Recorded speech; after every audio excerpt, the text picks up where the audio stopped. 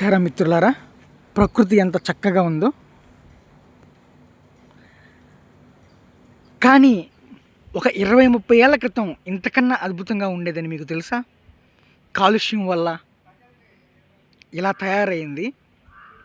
మీరు అనుకోవచ్చు ఏం మారింది అని, కానీ నిజానికి ప్రకృతి అనేది కొంచెం మారింది. కారణం కాలుష్యం, ఇతర ఇతర కారణాలు ఎన్నో ఉన్నాయి.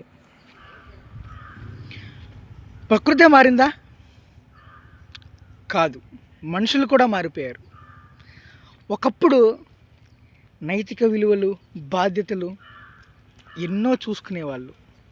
కానీ ఇప్పుడు నాకెందుకులే అన్న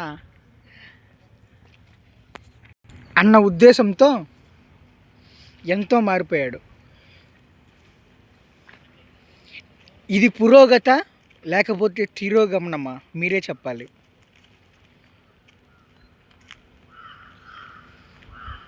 ఎంతోమంది మనుషులు తమ స్వార్థం కొరకు ఎందరినో మోసం చేస్తున్నారు. జంతువులను అన్యాయంగా బలి తీసుకుంటున్నారు. ఇది ప్రగతికి నిదర్శనం అని మనం చెప్పగలమా? లేదు, మనం చెప్పలేము. ఎందుకంటే మనిషి రోజు రోజుకి తిరోగమనం చెందుతున్నాడు. Is it called evolution? No, it's not evolution.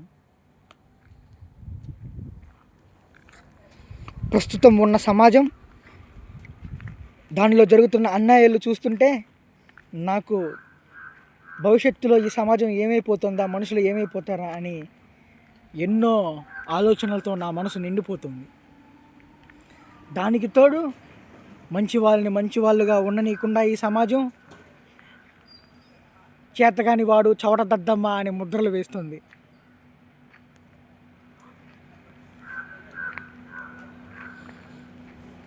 మిత్రులారా, నేను మీకు ఒకటే చెప్పదలుచుకున్నాను.